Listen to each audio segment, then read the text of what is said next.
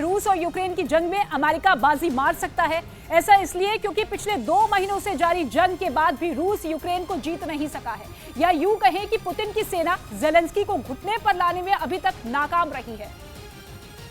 और कई इलाकों में यूक्रेन की सेना रूसी सेना को पीछे तक धकेल चुकी है। हालांकि इस जंग में यूक्रेन के कई शहर पूरी तरह तबाह हो चुके हैं, लेकिन बड़ी बात यह है कि दुनिया की दूसरी सबसे बड़ी ताकतवर सेना के सामने यूक्रेन पिछले 64 दिनों से खड़ा है, जिसकी वजह से अमेरिका को अब ये लगने लगा है कि अगर यूक्रेन को और ज्यादा खतरनाक और आक्रामक हथियारों की सप्लाई की जाए तो वो रूस को अपने इलाकों से खदेड़ सकता है। हालांकि जब 24 फरवरी को पुतिन ने यूक्रेन पर हमले का आदेश दिया था, तो उस वक्त अमेरिका समेत कई पश्चिमी देशों ने रूस को कमजोर करने के लिए सिर्फ आर्थिक प्रतिबंध लगाए थे। यूक्रेन को अपनी रक्षा करने के लिए कुछ हथियार भी दिए थे। यहाँ तक कि ज़ेलेंस्की के बार बार कहने के बाद भी अमेरिका और नाटो ने युद्ध में उतरने से साफ इनकार कर दिया था। लेकिन जब जंग में यूक्रेन ने अपने दम पर रूस की सेना का मुकाबला किया और जिस तरह से अपनी क्षमता का प्रदर्शन किया, उसे देखकर कीव का किला बचाने में ज़ेलेंस्की की मदद कर रहे अमेरिका ने भी अपना रुख बदल दिया,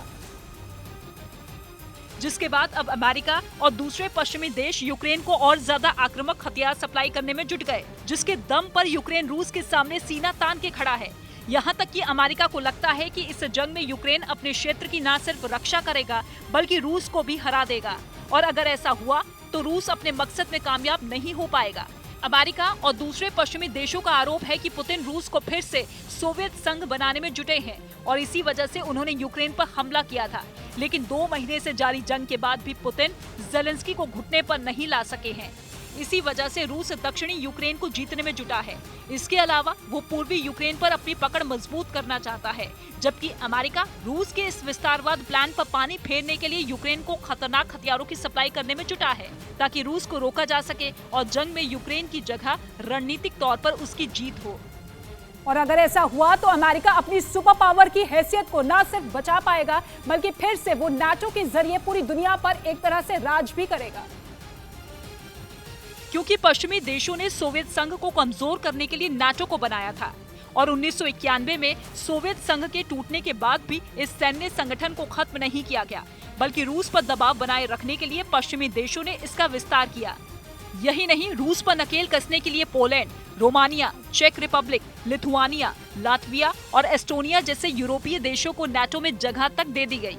इसके बाद यूक्रेन ने भी नाटो में शामिल होने की जिद ठान ली, जो रूस को मंजूर नहीं था, क्योंकि अगर यूक्रेन भी नाटो में शामिल हो जाता तो इस सैन्य गठबंधन की सेना उसके दरवाजे पर खड़ी हो जाती, जो जंग शुरू होने की सबसे बड़ी वजह बनी। दूसरी तरफ रूस यूक्रेन जंग की वजह से अमेरिका और दूसरे पश्चिमी देशों की हथियार कंपनियों को यूरोपीय देशों से करोड़ों डॉलर के हथियारों का ऑर्डर मिलना तय है। हो सकता है कि आने वाले कुछ दिनों में ये जंग खत्म हो जाए, लेकिन इस युद्ध से आने वाले कई दशकों तक यूरोपीय देशों में रूस को लेकर एक भय हमेशा बना रहेगा। इससे बचने के लिए यूरोपीय देशों के पास हथियारों की खरीद के अलावा कोई और चारा नहीं बचेगा और इसकी सप्लाई ज्यादातर अमेरिका जैसे देश ही करेगा, क्योंकि दुनिया के हथियार बाजार में टॉप 10 हथियार बनाने वाली कंपनियों में 6 अमेरिका की है। मतलब ये कि जंग खत्म होने के बाद भी हथियारों से होने वाली कमाई से अमेरिका को न सिर्फ आर्थिक फायदा होगा बल्कि उसकी ताकत भी पहले से ज्यादा बढ़ जाएगी।